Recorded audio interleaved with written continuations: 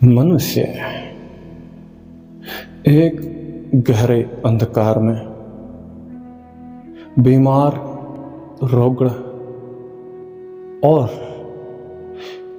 अपंगता की ओर अग्रसर है। इसकी अपंगता ऐसी, हाथ पैर सलामत दिखते हैं, शरीर के अंग सलामत दिखते हैं, लेकिन फिर भी अपंग है, अपाहिज है, बीमार है, रोगण है।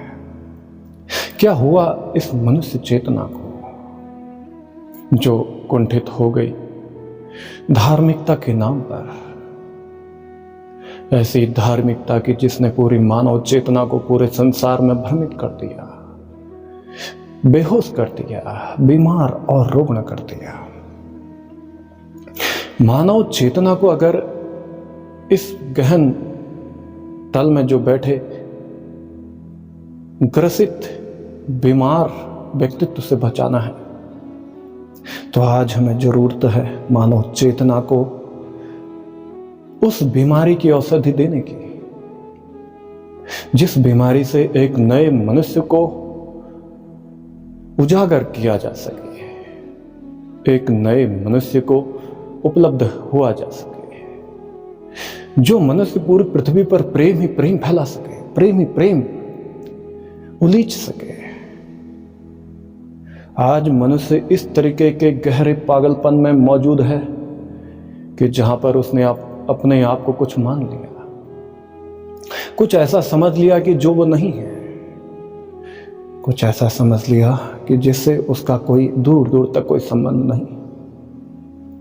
पूरी पृथ्वी पर आज 4000 से ज्यादा धर्म है, 4000 से धर्म शास्त्र हैं। उन धर्म शास्त्रों और धर्म संगठनों, संप्रदायों के नाम पर मनुष्य इस तरीके से टूटा पड़ा है, बिखरा पड़ा है और छिन्न भिन्न होकर बिखर गया है कि आज पूरा मानव समाज अपंगता की तरफ अग्रसर होता जा रहा है। इनमें से एक बीमारी है धर्म परिवर्तन की। मनुष्य अपने आप को कुछ समझ बैठा है, कुछ अलग, अनूठा।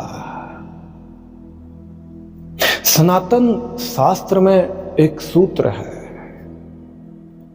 और ये सूत्र थोड़ा समझने योग्य जैसा है। सनातन शास्त्र ऐसा है कि जो पूरी पृथ्वी को एक कर सकता है, पूरी पृथ्वी को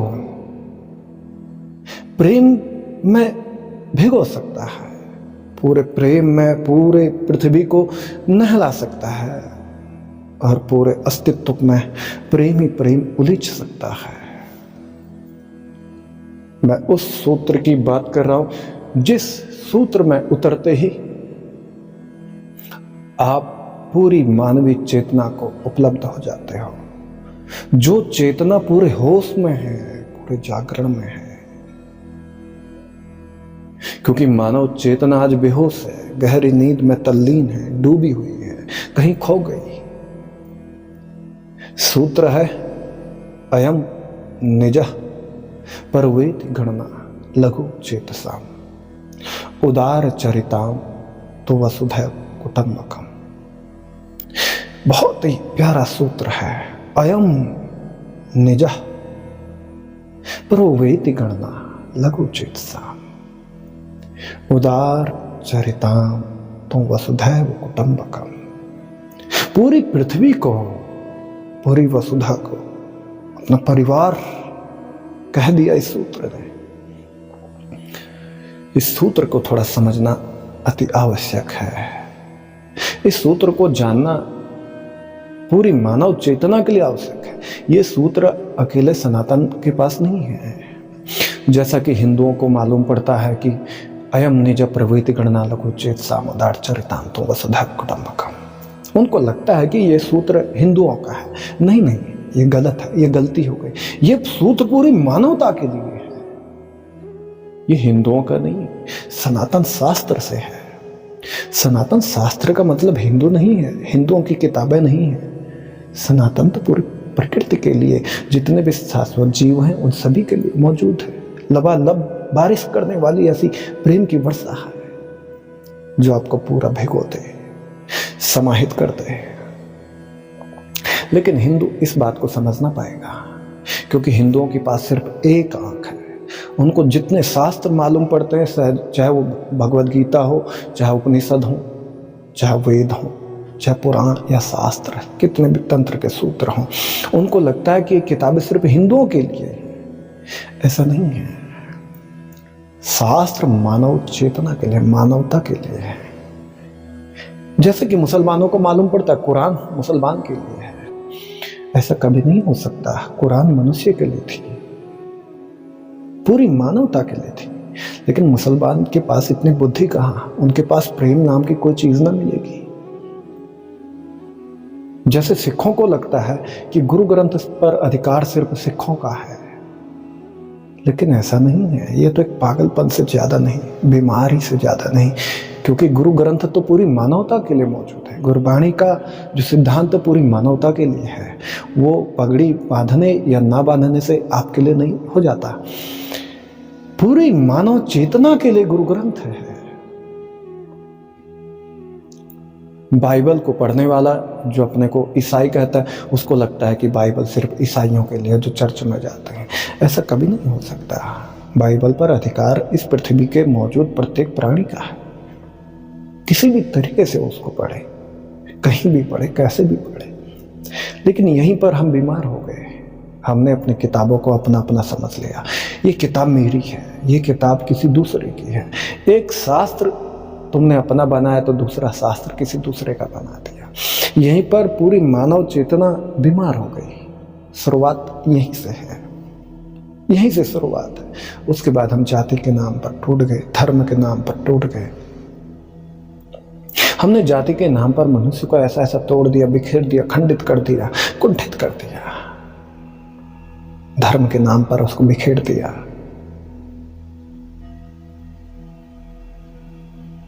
राष्ट्र के नाम पर मनुष्य को बांट दिया हमने। मनुष्य तो छोड़, हमने पृथ्वी को भी अलग अलग राष्ट्र के नाम पर बांट दिया। लेकिन सनातन का सूत्र ये बड़ा प्यारा है। कहता है कि अयम निजा प्रवेद गणना लघुचित्साम उदार चरिताम तो वसुधैव कुटुंबकम। ऐसा मालूम पड़ता है इस सूत्र को पढ़ने से कि अमृत की बारिश हो रही है, और जो कभी खत्म ना हो पाए, होनी भी नहीं चाहिए, हो भी नहीं सकती। अमृत की बारिश कभी खत्म हो भी ना पाएगी। थोड़ा अमृत को पहचानने के लिए आपके अंदर ललक होनी चाहिए, आपके अंदर प्यास हो, आपके अंदर समर्पण हो, आपके अंदर स्नेह हो, स्वीकृति हो। अमृत को आप उलीच सकोगे। आप अभी बिखरे हुए हो, एक बार एक साथ खड़े होकर तो देखो। सूत्र कहता है यह मेरा है, यह उसका है, यह मेरा, ये मेरी जाति, ये मेरा धर्म, ये मेरा ग्रंथ, ये मेरी किताब, ये मेरा शास्त्र, ये मेरा देश, ये मेरी मान्यता, ये मेरी अवधारणा, ये सिद्धांत, और ये किसी और का है। जैसे ये मुसलमान की किताब है, ये मुसलमान का धर्म है, मुसलमान की मस्जिद है, मुसलमान के अपने सिद्धांत हैं, मुसलमान के अपने अपने धारणाएं हैं, ये उसका है। इज दैट विच इज, वो जो है वो उसका है। ऐसी जो सोच रखते हैं, ऐसा जो विचार करते हैं, उनकी संकुचित विचार शैली है। उनकी बुद्धि अभी विकास न कर पाई। उनकी बुद्धि अभी सूक्ष्म है, तुच्छ है, रोगण है, बीमार है। उनको लगता है ये हिंदू है, वो मुसलमान है, वो सिख है, वो ईसाई है, वो आस्तिक है, और यहाँ ये नास्तिक है। तुम्हें ऐसा लगेगा। ये सारी की सारी जो धारणाएं हैं, सब के सब बीमारियों के नाम हैं। इनका मनुष्य चेतना से क्या लेना देना। कहते हैं जो उदार चरित्र वाले होते हैं व्यक्ति लोग, उदार चरित्र वाले जो व्यक्तित्व रखते हैं, उनके लिए पूरी पृथ्वी एक परिवार हो जाती है। पूरी पृथ्वी, पूरा ब्रह्मांड, पूरा अस्तित्व एक परिवार हो जाएगा। वो कभी नहीं कहेगा ये मंदिर हिंदुओं का है, ये गुरुद्वारा सिखों का है, ये चर्च ईसाइयों की है, ये मस्जिद मुसलमानों की है। वो कभी ना कहेगा। वो कहेगा जो कुछ भी हो सब मेरा है, सब में मैं हूं। तभी सनातन ने कहा तत्वमसि, तत्वम तत्वमसि, तुम ही हो तत्वमसि। जैसे ही तुम्हें यह बोध हो जाए तुम कहोगे अहम ब्रह्मास्मि, मैं ही ब्रह्म हूं, मैं ही ईश्वर हूं, मैं ही यथार्थ हूं, मैं ही नियति हूं, मैं राम हूं, मैं कृष्ण हूं, मैं कबीर हूं, मैं नानक हूं, मैं रैदास हूं। कहोगे तुम मैं मंसूर हूं, मैं लल्ला हूं, मैं राबिया हूं। तुम ही कहोगे मैं विवेकानंद हूं। तुम ही कहोगे कि सब कुछ जो है वो मैं हूं, परमहंस राम कृष्ण मैं ही हूं। तुम उसी समय कहोगे तुम ही ओशो हो, तुम ही कृष्ण मूर्ति हो, तुम ही महर्षि रमण जिन्हें कहा जाता तुम ही रमण हो, तुम ही अरविंद हो, तुम ही सब कुछ हो। मैं ही हूं सब कुछ, अहम ब्रह्मास्मि। पूरा अस्तित्व में हूं, अस्तित्व मुझसे जन्म लेता है, पूरा अस्तित्व का जन्म मुझसे हुआ और मेरी रचना ही अस्तित्व है। अस्तित्व से ही मेरी रचना हुई और मैं ही अस्तित्व हूं। ऐसा बोध गुरु ग्रंथ ने भी कहा है। गुरु ग्रंथ कहता है कि जो ब्रह्मांडे सोई पिंडे, जो खोजे सो पावै, जो ब्रह्मांडे सोई पिंडे। जो कुछ भी यथार्थ दिखता है वो सब कुछ इस शरीर में मौजूद है। इसका तात्पर्य है शरीर की रचना जिन जिन तत्वों से, रसायनों से, सूत्रों से, विधियों से हुई है वो सब ये अस्तित्व में मौजूद है। और जिन जिन चीजों से अस्तित्व का लगातार विकास हो रहा है वो सब मेरे अंदर मौजूद है। मैं ही हूं। जो खोजे सो पावे, जो इसको विचार करे, जो इसको गहरे आयामों में इसको तलाश करे, तराश दे, वही जानेगा कि मैं ही अकाल हूं, मैं ही नानक हूं, मैं ही कबीर हूं, मैं ही रैदास। वही कहेगा कि मैं नास्तिक हूं तो मैं आस्तिक भी हूं, मैं परम आस्तिक हूं तो परम नास्तिक हूं, मैं ही बुद्ध हूं, मैं ही महावीर हूं। किसी में फर्क ना कर पाओगे। तुम अपने को पशु में भी देखोगे, तुम ही कहोगे ये पशु भी मैं हूं, ये वृक्ष भी मैं हूं, पंछी भी मैं हूं, आसमान में जो तैरते बादल है ये भी मैं ही हूं, फूलों के मध्य जो रेंगने वाली तितली है वो भी मैं ही हूं और वो फूल भी मैं हूं। सब गोविंद है, सब गोविंद है, गोविंद बिन नहीं कोई। ऐसा बोध होते ही अब तुम किसी की हत्या ना कर पाओगे।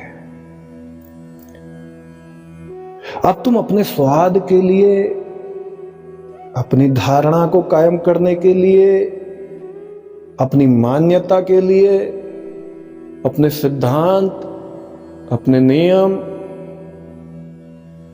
अपनी अवधारणाओं को सिद्ध करने के लिए अब तुम किसी की लाश ना कर पाओगे, क्योंकि तुम जानोगे जो कटता है वो भी मैं हूं, जो काटने वाला है वो भी मैं हूं, और जिस वस्तु से काटा जाए वो भी मैं हूं। उसके बाद किसी की हत्या ना कर पाओगे।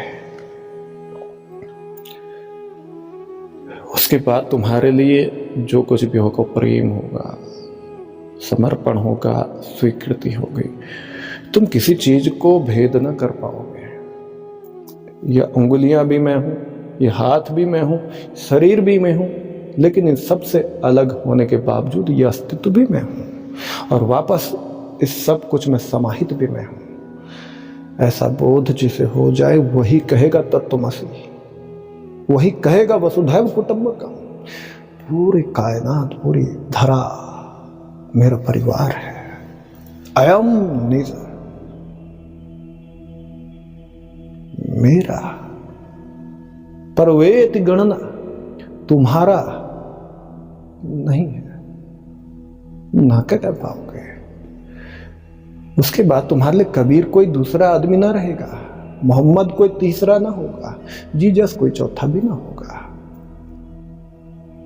जिस प्रकार किन्नर में शिव और शक्ति का निवास है, अर्धनारीश्वरा, सनातन के सूत्र बड़े अनूठे हैं। सनातन के सूत्र इतने अनूठे हैं तो कह देते हैं सीधा अर्धनारीश्वरा। इसको मैं नमन करता हूं। हम सब अर्धनारीश्वर हैं। पुरुष और प्रकृति के संयोग से हमारे शरीरों का निर्माण होता है। पुरुष और प्रकृति से ही समस्त शरीरों की रचनाएं होती हैं। शिव और शक्ति से ही हम सब हैं। ये प्रकृति है, ये शरीर है, ये वृक्ष है, ये कायनात में जो कुछ है सब शिव और शक्ति है। वही मैं हूं, मैं ही शिव हूं, मैं ही शक्ति हूं, मैं ही प्रकृति हूं, मैं ही पुरुष हूं, मैं ही आत्मा हूं और मैं ही परमात्मा हूं। ऐसा जो बोधि हो उसे हम बुद्धत्व कहते हैं, उसे हम संत कहते हैं, उसे हम भगवान कहते हैं। भगवान का मतलब ये नहीं है कि कोई अलग है कुछ, नहीं। भगवान का मतलब बस इतना है जो भगवत्ता या भव्यता का बोधि हो, जो उपलब्ध हो, जो भगवत्ता को उपलब्ध हो, जो भव्यता को उपलब्ध हो, उसे हम भगवान कहते हैं। तुम्हें जैसा ऐसा बोध हुआ, तुम ही भगवान हो, तुम ही परमात्मा हो गए। आत्मा परमात्मा के निरूपण को ही तो परमात्मा कहोगे। परमात्मा कोई अलग नहीं है जो सातवें आसमान पर है। जैसे मुसलमानों को और ईसाइयों को और यहूदियों को इनको ख्याल है कि परमात्मा सातवें आसमान पर है। हिंदुओं ने भी यही बात कही, लेकिन हिंदुओं के पास इससे गहराई की छलांग है। हिंदुओं के पास जो शास्त्र हैं वो थोड़े गहरे हैं। मुसलमान, ईसाई और यहूदी, इन तीनों ने एक धारणा बनाई, परमात्मा ने इस सृष्टि की रचना 6 दिन में की और 7वें दिन आराम किया। बाइबल के वचन है, ईश्वर के वचन है, बहुत प्यारे हैं, बहुत प्यारे हैं। इनको समझने के लिए थोड़ी बुद्धि चाहिए थी, लेकिन कई तुच्छ मानसिकता के लोग कहते हैं कि ऐसा कैसे हो सकता है। 7 दिन की जो कहानी ये बताएगी, 6 दिन में सृष्टि की रचना की, 7वें दिन ईश्वर आराम करेगा। ऐसा मालूम पड़ता है कि ईश्वर थक गया। ईश्वर कोई आदमी हो, उसने बनाई हो प्रकृति को, कोई पागलपन से ज्यादा ना दिखता। इस कथन को ईसाई आज तक ना समझ पाए, मुसलमान इसको कभी ना समझ पाए और आगे समझ भी नहीं सकता। बुद्धि संकीर्ण है उनके पास। हिंदुओं ने भी 7 ही सूत्र दिए, 7 आकाश 7 पाताल। बहुत गहरे सूत्र है। ये 7 आकाश जो है ये हमारे शरीर में है, 7 पाताल भी मेरे शरीर में है। मेरे घुटने से नीचे तक जो यात्रा वो 7 पाताल की है। मेरे सेक्स सेंटर से मूलाधार चक्र से लेकर सहस्त्रार तक 7 ही आकाश है। ये जो 7 आकाश की जो बात है, 14 तबक जिसको कहा जाता है, 14 तबक ये हमारे ही शरीर में मौजूद है। कोई अल्लाह आसमान में ना बैठा। लेकिन मेरी बात को सुनकर मुसलमान मेरे खिलाफ फतवा जारी कर सकता है, क्योंकि मुसलमान ने कुरान पकड़ रखी है, कुरान को कभी जान ना पाया। मैं कई लोग मुझे कहते हैं कि तुम एक्स मुस्लिम लोगों से डिबेट करो। पहली बात, एक्स मुस्लिम हों या एक्स हिंदू हों, एक्स सिख हों, एक्स क्रिश्चियन हों, मेरे को ये एक तुच्छ संकीर्ण बुद्धि इनके पास दिखी। मैं बड़े बड़े नास्तिकों को देखा, बड़े बड़े आस्तिकों को देखा जिनके पास कुछ है नहीं। वो किताब में ढूंढते हैं कि ईश्वर ने 6 दिन में यूनिवर्स क्रिएशन किया क्यों, कैसे, किन चीज़ों से किया। क्या पागल हो? क्या आपने मान लिया कि ईश्वर कोई चीज़ बनाने वाला है? ईश्वर क्रिएटर नहीं है। पहली बात, ईश्वर कुछ बनाता नहीं है। यही गलती सिखों ने भी की। सिख धर्म के जो मानने वाले लोग हैं उनको भी इसी चीज का एक गलत फहमी हो गई। उनको लगता है कि एक ओंकार, सत नाम कर्ता पुरख, उनको ऐसा लगा कि परमात्मा कर्ता पुरख है, वो पैदा करता है, पालता है, मारता है, क्रिएटर। उन्होंने कहा कि अकाल पुरख वाहिगुरु क्रिएटर है। जैसे मुसलमान को लगता है कि अल्लाह क्रिएटर है, ईसाइयों को भी यही लगता है। उसके बाद हिंदुओं को भी ये लगता है कि ईश्वर क्रिएटर है। कभी गहराई से अध्ययन करना, कभी गहराई से अध्ययन करना। हिंदुओं के पास तो तब भी कुछ था, लेकिन हिंदुओं के पास बुद्धि ना मिली। और जिनके पास बुद्धि थी, जो जागृत पुरुष थे, उनको कभी हिंदुओं ने गले न लगाया, उनको कभी मुसलमानों ने गले न लगाया, उनको कभी सिखों ने गले नहीं लगाया, और उनको कभी ईसाई भी गले न लगा पाएंगे। क्योंकि जागृत पुरुष तुम्हारी अवधारणा से नहीं चलेगा। जागृत पुरुष समग्र को लेकर चलेगा, समग्र को, पूरा अस्तित्व को एक साथ उठा लेगा, अपने हाथों में उठाएगा। हैरानी की बात है, तुम्हारे तथाकथित धर्म गुरु कहते हैं, तुम्हारे तथाकथित धर्म शास्त्र के जो वेता हैं वो कहते हैं।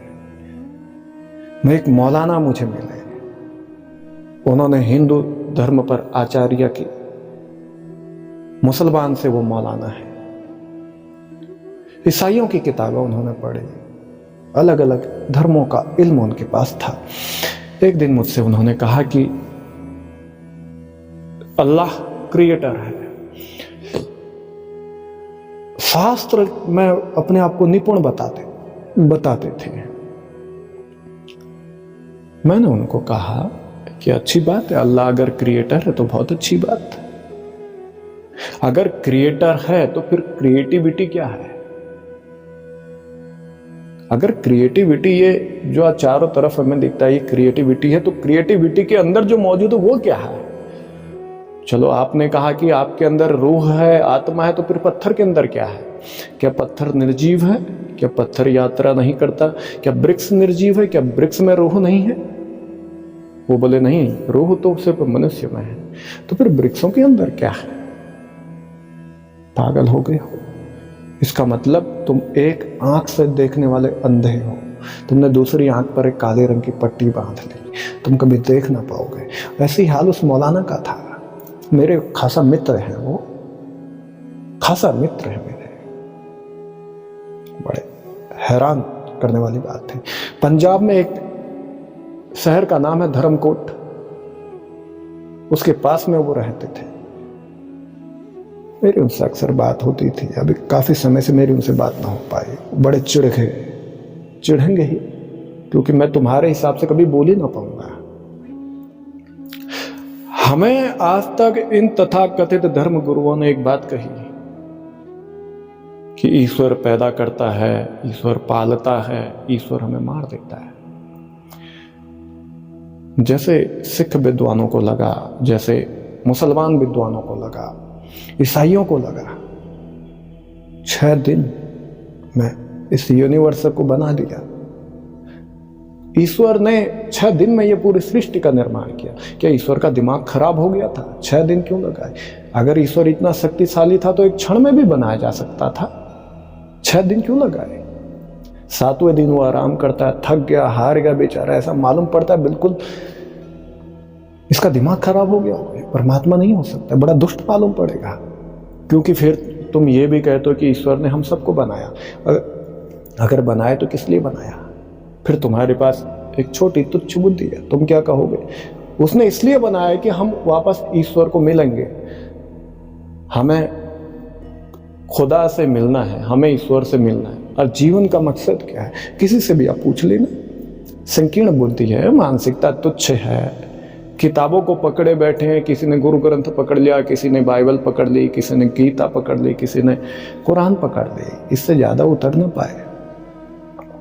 इनको पकड़ने की क्या जरूरत है? इनमें जो लिखे गए जो शब्द हैं, इनमें जो लिखी गई जो निशानियां हैं, इनमें जो लिखे गए सिद्धांत हैं, उनको अपने जीवन में उतारना था।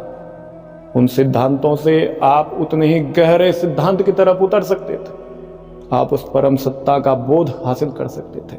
लेकिन तुमने पकड़ ली, अपनी अपनी टोपियां पकड़ी हैं तुमने, अपने अपने कपड़े पकड़ लिए, अपने मंदिर पकड़ लिए, अपने चर्च पकड़ लिए, अपने गुरुद्वारे पकड़ लिए, अपने मस्जिद पकड़ लिए।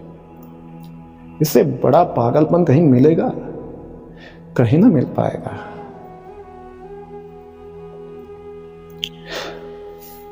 कहते हैं कि ईश्वर ने मनुष्य को पैदा किया। ईश्वर क्रिएटर है, पैदा करने वाला है, क्रिएटर, रचना करने वाला है। हैरानी तो तब होती है जब तुम्हारे अर्थ देखो। ईश्वर पैदा करता है, ईश्वर पालता है, ईश्वर मारता है। अगर ईश्वर पैदा भी करता है, ईश्वर पालता भी और ईश्वर तुम्हें मार भी देता है, तो एक बहुत बड़ा हत्यारा है वो। ईश्वर दुष्ट है। ईश्वर से ज्यादा उपद्रवी कोई ना मिलेगा आपको। अगर परमात्मा तुम्हें पैदा करता हो, फिर तुम्हें पालता हो, बाद में तुम्हें अंततः मार देता हो, उससे बड़ा मूर्ख कोई मिलेगा क्या? अगर मारना ही था तो फिर पैदा करने की जरूरत क्या थी? अगर मारना ही था तो फिर पैदा करने के बाद इतनी सिरदर्दी की क्यों? कि पहले उसको जन्म दो, बाद में उसका पालन पोषण करो और बाद में उसकी हत्या कर दो, उसको मार दो। इससे बड़ा मूर्ख कोई दूसरा मालूम ना पड़ता। तुम्हारा जो तथाकथित ईश्वर है, इससे बड़ा नपुंसक कोई दूसरा मालूम ना पड़ेगा। क्योंकि तुमने अर्थ गलत किए हैं। तुमने अर्थ अपने हद तक किए हैं। जहां तक तुम गए हो, नदी का किनारे का तुम्हें पता नहीं, और कहे तो समंदर में छलांग लगाओगे। समंदर में छलांग लगाओगे कैसे? अभी समंदर का पता नहीं। कहे तो कि ईश्वर हम सबको बनाने वाला है। एक पिता एकस के हम बारिक। अगर हम सबका पिता एक है और हम सब उसी के बच्चे हैं, उसकी संतान हैं, तो फिर वो पिता पहले अपने बच्चे को जन्म देता है, फिर उसको पाल पोस कर बड़ा करता है और अंत में उसकी हत्या कर दे। ये कैसा पिता? ये तो अपराधी है, ये तो बड़ा दुष्ट मालूम पड़ेगा। और ऐसे पिता को तो सीधा, आज अगर तुम्हें कहीं दिख जाए, इसको सीधा जेल कर देनी चाहिए, इसको सजा कारावास कर देनी चाहिए। बिल्कुल हत्यारा और दुष्ट और बेईमान पिता होगा। तो फिर इसका मतलब क्या है? ईश्वर क्या है? ईश्वर है क्या? अगर ईश्वर क्रिएटर नहीं है तो फिर क्या है? क्या है ये ईश्वर? इसी के बोध को उपलब्ध व्यक्तित्व को बुद्धत्व कहा जाता है। इसी के बोध को उपलब्ध व्यक्तित्व को ही बोधि कहा जाता है। नानक हैं, कबीर हैं, मोहम्मद हैं, कृष्ण हैं, बुद्ध और महावीर, ये सब इसी को उपलब्ध हुए व्यक्तित्व हैं। इसलिए इन्होंने कभी ये न कहा कि ईश्वर मुझे पैदा करेगा, ईश्वर मुझे पालेगा, ईश्वर मुझे मार डालेगा। लेकिन इनकी कही गई बातों के तुम अनर्थ कर देते हो, इसलिए तुम्हें ऐसा लगता है। इसलिए ईश्वर आपको पैदा नहीं करता, ईश्वर आपको पालता नहीं है, ईश्वर आपको मारता नहीं है, क्योंकि ईश्वर क्रिएटर नहीं है, ईश्वर क्रिएटिविटी है। ईश्वर क्रिएटिविटी है।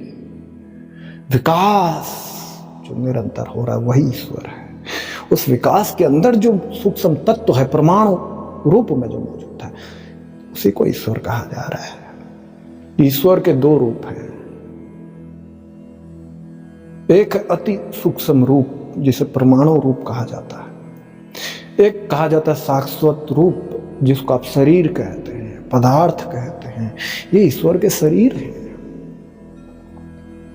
जिसे आप वृक्ष कहते हैं, पहाड़ कहते हैं, नदी कहते हैं, पशु पक्षी कहते हैं, अलग अलग जीवों के शरीर के नाम देते हैं। जितने भी पदार्थ हैं ये सब ईश्वर के शरीर के ही, सब के सब ईश्वर के शरीर हैं। ये सारे के सारे ईश्वर के शरीर में समाहित हैं। ईश्वर का शरीर जो है उसको हम शाश्वत रूप में जिसे हम देखते हैं, अपने आंखों से देख सकते हैं, सुन सकते हैं, महसूस कर सकते हैं, स्पर्श कर सकते हैं, जिसे बोध कर सकते हैं, वो सब ईश्वर के शरीर हैं, जो उसके अंदर जो सूक्ष्म अति सूक्ष्म रूप में जो मौजूद है, जो विद्युत मौजूद है, जो ऊर्जा मौजूद है, जिसे हम आत्मा कहते हैं, जिसमें रूह कहते हैं, वो सब ईश्वर के अति सूक्ष्म रूप हैं। ईश्वर के दो रूप हमें मालूम पड़ते हैं अगर हम इसको बोध करें तो। जिस प्रकार अगर आप अभी इसी वक्त जहां पर खड़े हैं, यहां से अगर आप अपने दाहिने साइड की यात्रा पर चल पड़ोगे तो चलते चलते चलते चलते आप देखोगे कि एक समय ऐसा आएगा आप पूरी पृथ्वी का चक्कर लगा चुके होंगे। आप निकले तो अपने दाहिनी तरफ से, यानी कि आप अपने पूर्व की तरफ आपने यात्रा की थी, लेकिन जब आप वापस इसी स्थान पर पहुंचोगे तो आप पश्चिम से पूर्व की तरफ आओगे। तो आपको पता लगेगा कि आप मालूम तो लगेगा कि हम पूर्व की तरफ गए थे, लेकिन आए पश्चिम से। दरअसल में पूर्व और पश्चिम जैसा कुछ नहीं है। आपको लगता है कि पूर्व कुछ और है, पश्चिम कुछ और है। दरअसल में पूर्व और पश्चिम जैसी कोई दो दिशाएं मौजूद नहीं है, लेकिन हमारे जो बुद्धि के तर्क हैं वो कहते हैं कि दो हैं। तुम्हें कभी स्त्री में परमात्मा नहीं दिखता, जिसे कहा क्रिएटर। क्रिएटर नहीं, वो क्रिएटिविटी है। दूसरी बात, ईश्वर कुछ पैदा नहीं कर सकता, ईश्वर कुछ पालना नहीं कर सकता, ईश्वर किसी को मार भी नहीं सकता। ठीक जैसे गुरु ग्रंथ के अर्थ करने वालों ने गलत अर्थ कर दिए कर्ता पुरख के। कर्ता पुरख के अर्थ बिल्कुल गलत हुए। ये अर्थ किसी बेईमानी से ज्यादा मुझे ना लगे। और इसी बात पर कई सिख कट्टरवादी मेरे खिलाफ है, मेरे खिलाफ इसी बात पर है, क्योंकि उनके जो तथाकथित जो महाज्ञानी हैं उनके अर्थ टूट गए। तो इसमें मेरी क्या गलती? तुमने अर्थ ही छोटे किए, मेरी क्या गलती? इसी बात पर मुसलमानों के मौलाना, मुफ्ती और मुल्ला मेरे खिलाफ है, क्योंकि उनको कुरान में जो दिखता है वही सत्य है। मैंने ये कहा कि कुरान में देखने के लिए आंख चाहिए। तुम्हारे कहने से मैं कुरान को थोड़ा ना बोलूंगा। मुझे जो मैंने जाना मैं उसको कुरान से बोलूंगा। तुमने जो जाना तुम बोल रहे हो। मुसलमान मेरे खिलाफ होता है, इसलिए हिंदुओं के शास्त्रों पर मैं बात करूं तो वो मेरा विरोध कर लेता है। क्यों? क्योंकि वो वही सुनना चाहता है जो आज तक उसने सुना, लेकिन मैं तो वही बोलूंगा जो मैंने जाना।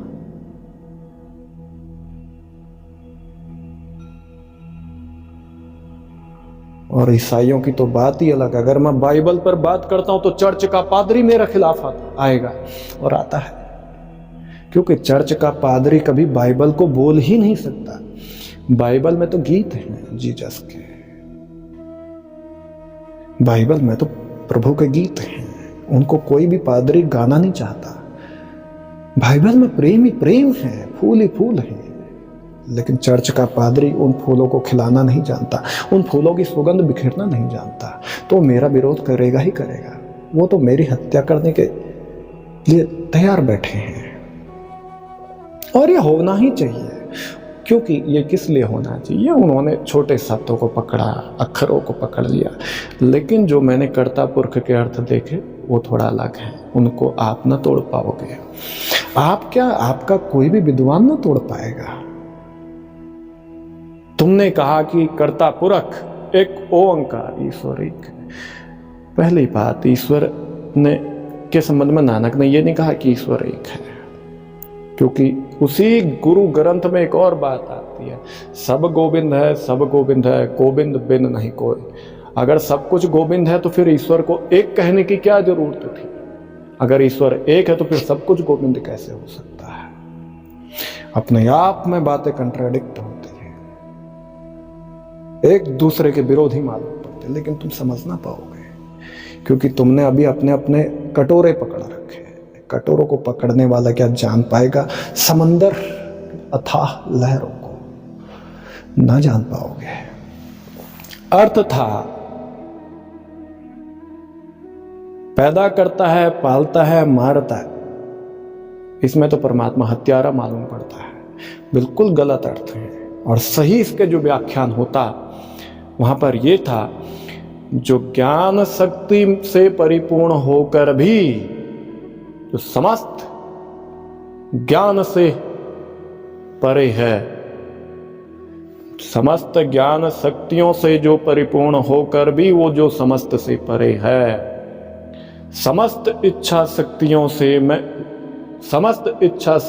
से जो परिपूर्ण होकर भी समस्त इच्छाओं से परे है, समस्त क्रिया शक्तियों में परिपूर्ण होने के बावजूद भी समस्त क्रिया शक्तियों से भी परे हो, उसको कर्ता पुरख कहा जाता है। लेकिन गुरु ग्रंथ के टीकाकार मेरे खिलाफ हैं।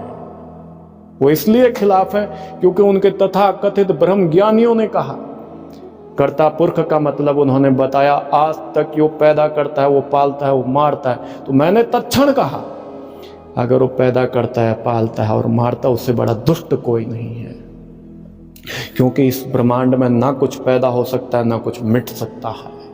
इसी में तो कह रहे हैं, गुरु ग्रंथ कहते हैं कौन मुआ रे कौन मुआ, कौन मरा है, किसके लिए रो रहे हो?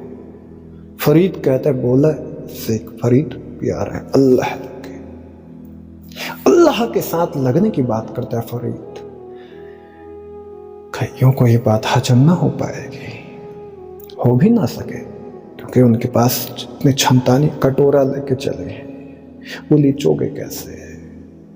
ये तो मैं खाना शराब है, पियोगे कैसे? पीने के लिए क्षमता चाहिए, कटोरा ढंग का चाहिए, लेकिन तुमने अपने अपने कटोरे पकड़ लिए। वो कटोरा कोई छोटी जाति का है, कोई मध्यम जाति का है, कोई दीर्घ का है, कोई उच्च जाति का है। तुमने जातियों के नाम पर मनुष्य को बांटा। जो क्रिया शक्ति से परिपूर्ण है, इच्छा शक्ति से परिपूर्ण है और ज्ञान शक्ति से परिपूर्ण है, समस्त ज्ञान शक्तियां, इच्छा शक्तियां और क्रिया शक्तियां जिसमें समाहित हैं और जो उसके बावजूद भी इनसे निहित, इनसे परे है, उसे हम कर्ता पुरख कहते हैं। उसी को नानक ने कर्ता पुरख कहा। जिसे तुमने कहा कि वो पैदा करता है, वो पालता है, वो मारता है, उसको नानक कर्ता पुरख नहीं कह पाएंगे कभी, क्योंकि नानक दूसरी तरफ कहते हैं एक पिता एकस के हम बारिक। तुमने एक बच्चे को जन्म दिया, उसको पालते हो, पोसते हो, उसको तुम हत्या न कर पाओगे, तो फिर परमात्मा तुम्हें अगर जन्म देता है, तुम्हें पालता पोसता है, तो तुम्हारी हत्या कैसे करेगा? क्या परमात्मा निर्दयी है? नहीं, ऐसा नहीं है। परमात्मा प्रेम का महासागर है, तुम समझ ही ना पाए। तभी तो कट्टरवाद जन्म लेता है, धर्मवाद जन्म लेता है। हिंदुओं में वही कट्टरवाद है, वो कभी मुसलमान को गले ना लगा पाएगा। मुसलमान कभी हिंदू को नहीं देखना चाहता है, मुसलमान कभी गले लगा ही नहीं सकता। मुसलमान के लिए तो सारे काफिर हो जाते हैं। कुरान को पढ़ने वाला ला इलाहा इल्लल्लाह बोल तो देते हैं सारे मुसलमान, मुहम्मदुर रसूलुल्लाह बोल देगा। कोई भी मुसलमान कह देगा कि वो मुसलमान है, मसल्ला ईमान है उसके पास, खाक है तुम्हारे पास ईमान। मंसूर जैसे लोगों की हत्या इन्होंने की, मौलवी मौलाना मुल्लाओं ने फतवे जारी कर दिए, ईरान में टुकड़े टुकड़े कर दिया मंसूर को। गलती क्या थी? सिर्फ इतना ही कहा, अनल हक। लल्ला कश्मीर से थी, उसके साथ वही हुआ, महावीर के साथ वही हुआ, बुद्ध के साथ वही हुआ, जीसस के साथ यही सब हुआ है। कृष्ण के पीछे पड़ गए लोग। कृष्ण प्रेम के दीवाने हैं, प्रेम में मदमस्त हैं, अलमस्त हैं। कृष्ण जैसा प्रेमी कोई दूसरा ना हो पाया। कृष्ण के पीछे पड़ गए। हैरानी की बात, नानक आते हैं और नानक के पीछे फिर पड़ जाते हैं। नानक की हत्या करने के लिए उतावले बहुत रहे ये लोग। नानक के बाद अगर गहराई से और देखो, तेग बहादुर, गोविंद राय, बाद में जिन्हें गोविंद सिंह नाम से जाना जाता है, जिन्हें गुरु के रूप में स्वीकार किया, ये लोग तो उनको भी अपने धार्मिक स्थानों से धक्के मार के निकाल दिए थे, जो आज अपने को धर्म के ठेकेदार कहते हैं, धर्म के पुजारी हैं। सिख धर्म के बड़े महान योद्धा जो आज बने फिरे, इन्होंने ही तो गुरुओं को, गुरु तेग बहादुर को दरबार साहिब अमृतसर, यानी जिसे गोल्डन टेम्पल कहा जाता है, यहाँ घुसने ना दिया, यहाँ आने ना दिया, धक्के मार के निकाल दिया। और आज अपने आप को गुरु के सिख बताते हैं। गुरु की शिक्षाओं को अपने जीवन में उतार ना पाए, कहते कि तुम सिख हो। शास्त्र को तुम अपने जीवन में उतार ना पाए, अयम निजा प्रवृत्ति गणना लघु चेतसा उदार चरिता, तुम्हारा चरित्र उदार है नहीं, कहते हो तुम हिंदू हो, चरित्र में उदारता नहीं है, प्रेम नहीं है, प्रेम है ही नहीं, कह दोगे कि तुम हिंदू हो। एक पंडित जी अशोक शर्मा, वो मेरे खिलाफ बड़ी टिप्पणी कर रहे थे, कह रहे थे कि तुम हिंदू धर्म के नहीं हुए तो तुम सिखों के कैसे होगे। पहली बात, तुम हिंदू होंगे, तुम हिंदू धर्म के होंगे, तुम सुबह से नाम के पीछे शर्मा, नाम के पीछे शर्मा का मतलब तो तुम्हें समझ में आ गया हो गया, शर्मा क्या है।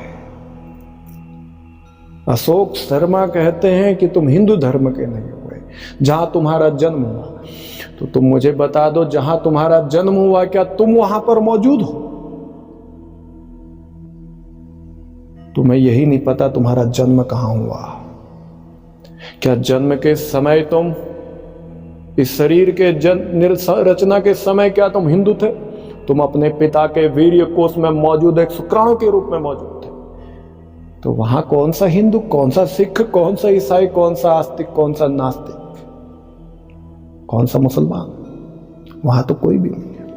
अगर तुमसे मैं पूछ लो अशोक शर्मा कि तुम्हारी पहली तस्वीर कौन सी है, तुम अपने बचपन के जो तुम्हारी कोई फोटो खींची हुई तुम वो दिखाओगे, तुमसे बड़ा अज्ञानी कोई दूसरा है ही ना। तुम्हारे पिता के वीर्य कोष में उत्पन्न जो शुक्राणु रूप है वो तुम्हारी पहली तस्वीर है, लेकिन तुम कभी यकीन न कर पाओगे। शास्त्र की बात करते हो, शास्त्र कभी पढ़े नहीं। बात करते हो गीता की, गीता को कभी जीवन में उतार ना पाए। कृष्ण कहते हैं नैनम छिदन्ति शस्त्राणि नाहं दहति पावका, जिसको कोई शस्त्र छेद ना सके, जिसको अग्नि ना जला सके, तुम वही तो हो। लेकिन तुमने अपने आप को पंडित समझ लिया, क्योंकि नाम के आगे तुमने लिखा अशोक शर्मा, नाम के आगे तुम लिख दो तुम शर्मा हो, ब्राह्मण हो। ब्राह्मणत्व को जानते हो क्या? ब्राह्मणत्व को क्या उपलब्ध हुए आप? अगर आप ब्राह्मणत्व को उपलब्ध नहीं हुए तो मैं अंतज्ञ हूं। अंतज्ञ का मतलब जानते हैं? अंतज्ञ के लिए कोई हिंदू या कोई मुसलमान, कोई सिख या कोई ईसाई होता है? कोई आस्तिक या नास्तिक हो पाएगा? अपने नाम के आगे शर्मा लिख देने से आप कभी समझ ना पाओगे। अगर तुम कहते हो, मुझे कह रहे थे कि तुम तो राजपूत घर में पैदा हुए, 2 कौड़ी की तुम्हारे विधवता। राजपूत घराने में मेरा शरीर का जन्म हो सकता है, लेकिन मेरा जन्म राजपूत से क्या लेना देना? मैं अंतज्ञ हूं। आपको तो यह भी ना पता अंतज्ञ ब्राह्मण और अंतज्ञ में क्या फर्क है। मैं ही शूद्र हूं, मैं ही वैश्य हूं, मैं ही क्षत्रिय हूं, मैं ही ब्राह्मण हूं, और मैं इन सबसे निर्लेप भी हूं। मैं ही अंतज्ञ हूं। अब कहो क्या विचार है, क्या तुम उपलब्ध हो भगवत को? आइंदा ऐसे जातिवादी विचारधारा ना दिखाए। तुम्हारे जैसे हजारों अशोक शर्मा मैंने देखे होंगे। ऐसे मुसलमानों के कई सैयद आते हैं मेरे पास, उनको मैं देख चुका हूं। कई लोग कहते हैं कि वो बड़े धार्मिक है, नाम के पीछे सिंह लगा दिया उन्होंने। सिंह लफ्ज का मतलब भी जानते हो? सिंह का मतलब क्या कहना चाहते हैं आप? किताबों को पकड़ लिया, ब्राह्मणत्व को अभी तुमने जाना नहीं, ब्रह्म को उपलब्ध भी हुए नहीं, और कहने लगे तो पंडित्य को जानते हो। पांडित्य तुम्हारे पास हो सकता है, इसकी मैं गवाही देता हूं। पांडित्य का मतलब क्या है वो तुम भी जानते हो, और ऐसा पांडित्य मुसलमानों की मस्जिदों में भी मिलेगा, सिखों के गुरुद्वारों में मिलेगा, ईसाइयों के चर्चों में मिलेगा, और हिंदुओं के मंदिरों में मिलेगा। पांडित्य की बात ही क्या करते हो? इस पांडित्य ने तो पूरे सनातन पद्धति को खतरे में डाला। ब्राह्मण श्रेष्ठ है अपनी उपलब्धि से, अपनी जाति से नहीं। जाति से तो आप 4 शास्त्र भी ना देखे होंगे। आप जिसे भगवत गीता कहते हैं, उस भगवत गीता को जिस जय संहिता से निकाला है, उस जय संहिता के बारे में आप कभी जानते? पढ़ लेना कभी जय संहिता। कभी आपने सुना उपनिषद पढ़े हो तो आपने एक चीज जरूर पढ़ी होगी,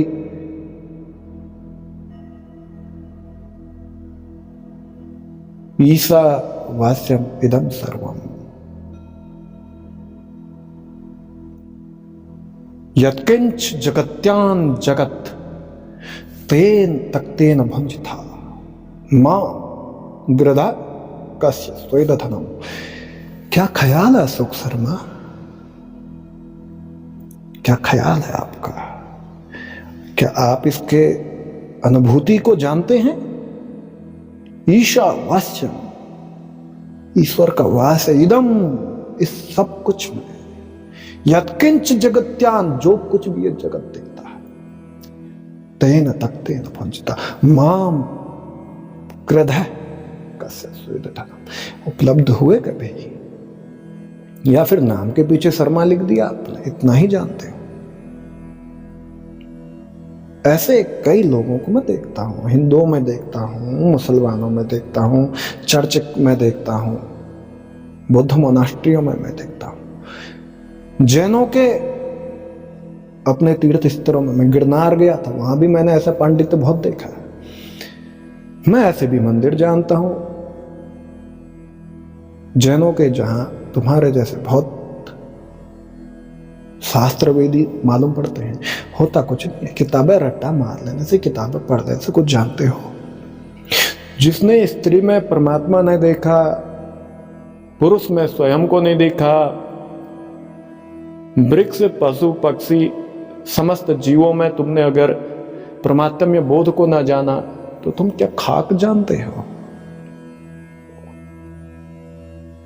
इसलिए यही कहता हूं अशोक शर्मा, आइंदा कोई भी शब्दावली इस्तेमाल करने से 1000 बार सोच लेना, क्योंकि यहां मेरे पास पक्षवाद की कोई भी अवधारणा ना मिलेगी। कोई सिद्धांत ही नहीं है पक्षवाद करने का। तुमने जाति के नाम पर मनुष्य को तोड़ा है, तुमने धर्म के नाम पर मनुष्य को बिखेर दिया, तुमने मान्यताओं, धारणाओं, अवधारणाओं, सिद्धांतों के नाम पर मनुष्य को बिखेर दिया। यहां तक कि तुमने विवाह के नाम पर मनुष्य को तोड़ दिया, राष्ट्र के, देश के नाम पर तुमने मनुष्य को तोड़ा। अगर इस पृथ्वी पर अगर बलात्कार जैसी जो घटनाएं हैं, अगर ये घटती हैं, तो इसका सबसे बड़ा कारण है, अगर पृथ्वी पर बलात्कार जो होते हैं, इसका सबसे बड़ा कारण जो विवाह के बाद बंद कमरों में इज्जत लूटी जाती है, उसको समझना है। आज पति पत्नी संभोग के लिए तैयार नहीं है, पत्नी 1000 तरकीबें ढूंढ लेगा पत्नी के साथ संभोग करना है, क्योंकि उसको अपनी मेडिसिन के तौर पर यह समझता है। तुम्हारे लिए सेक्स भी एक मेडिसिन है। और तुम्हें थकान है, दिन भर थके हारे हो, या तो तुम शाम को शराब पी लोगे या तो फिर तुम सेक्स में उतर जाओगे। पत्नी के साथ या प्रेमिका के साथ आप सेक्स कर लेते हैं, उसके बाद आपने अपनी पीठ दूसरी तरफ की और सो गए। तुम्हारी पत्नी कसमसाती रह जाती है, तुम्हारी प्रेमिका कसमसाती रहती है। स्त्री की इच्छा है कि उसका पति संभोग के बाद उसको आलिंगन करे, उसके साथ समय बिताए, लेकिन इस पृथ्वी पर अधिकांश पुरुष ऐसे मिलते हैं जो संभोग इसलिए करते हैं क्योंकि वो अपना थकान उतारना चाहते हैं। प्रत्येक स्त्री की यही कल्पना होती है कि प्रेमी से संभोग के बाद, पति से संभोग के बाद वो दोनों एक दूसरे से बात करें, एक दूसरे को बतियाएं, एक दूसरे से आलिंगन करें, विचार विमर्श करें। लेकिन ये जो पुरुष पद्धति है, ये संभोग के बाद तुरंत अपना मुंह फेर लेगा। आज पति का संभोग का मन नहीं है, पत्नी 1000 तरकीबें ढूंढेंगी संभोग के लिए, क्योंकि शरीर में अकड़न है, शरीर में तनाव है, अलग अलग तरकीबें राजनीति खेलेगी। और फिर तुम कहते हो कि ये संभोग है, ये तो बलात्कार है। तुमने इज्जत लूट ली उस पति या उस प्रेमी की, तुमने इज्जत लूट ली, बलात्कार कर लिया उस पत्नी या उस प्रेमिका का, जिसके साथ संभोग के लिए तुम राजनीति अपनाते हो, अलग अलग नीति का इजाद करते हो, बहलाते हो, फुसलाते हो। अपनी शरीर की जरूरत पूरी करने के बाद तुम उसको एक तरफ छोड़ देते हो, तुम दूसरी तरफ हो जाते हो। ये क्या है? क्या ये प्रेम है? नहीं, ये प्रेम का एक व्यवसाय है। मनुष्य चेतना इस तरीके से गुमराह हो चुकी है।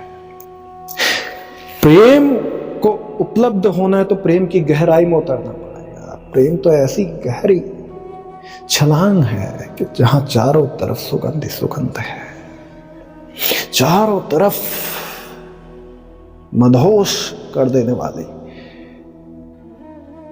ऐसी गंध फैल जाती है, जिसमें स्त्री, पुरुष, किन्नर, किन्नरी,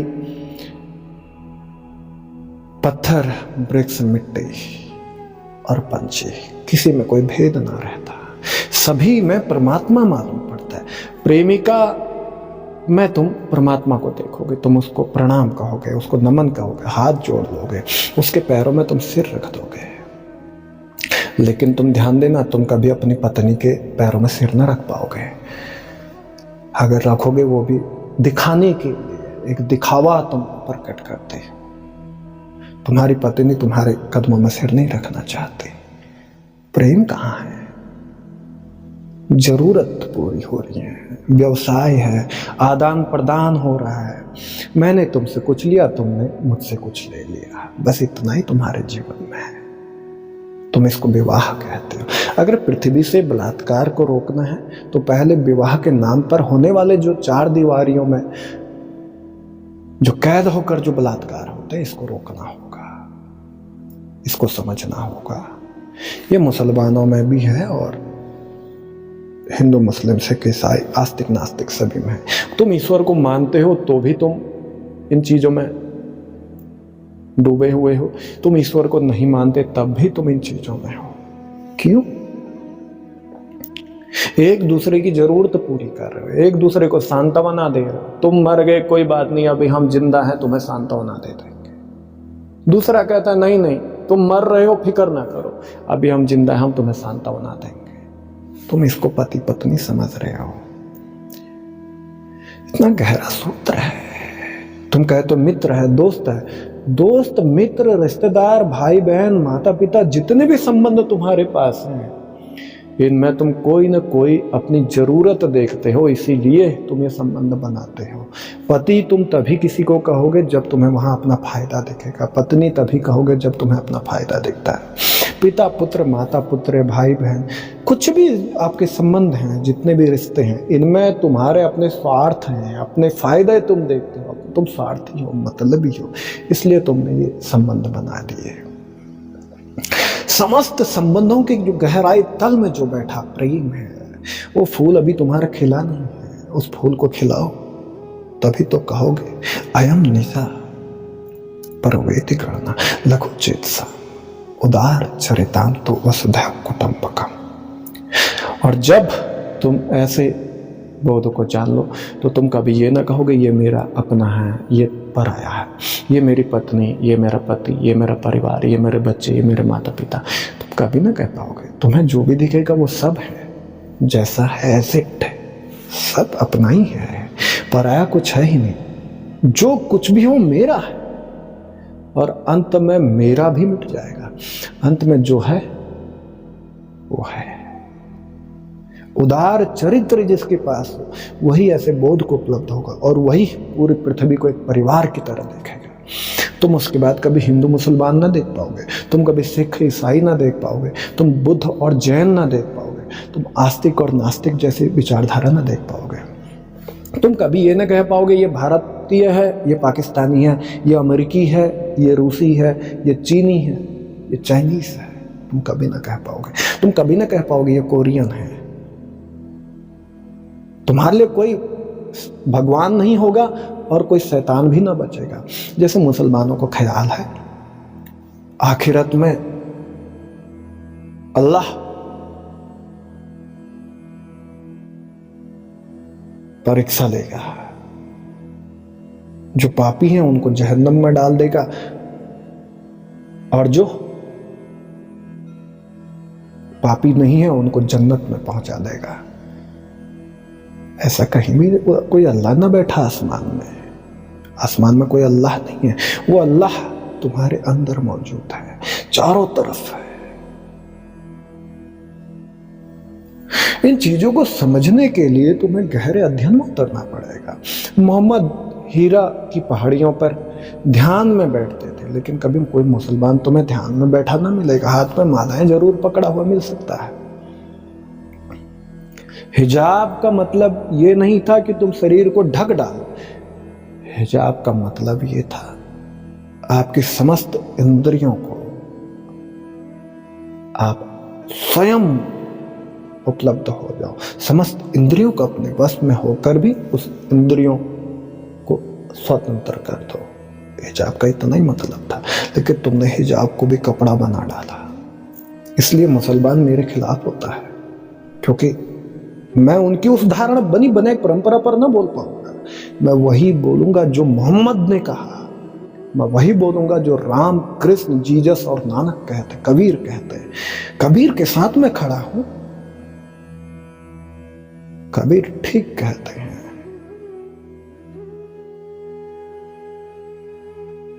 कि जो एक प्रेम है यही शाश्वत है।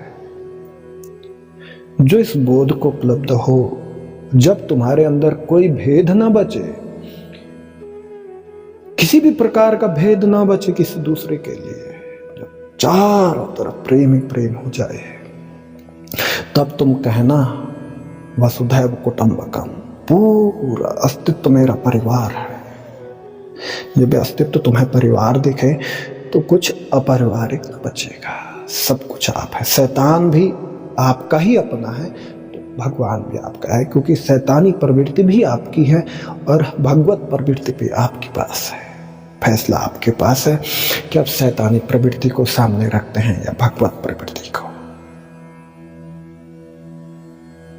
आप सब के भीतर जो असीम अनंत चैतन्य परमात्मा है उसको मेरा नमन।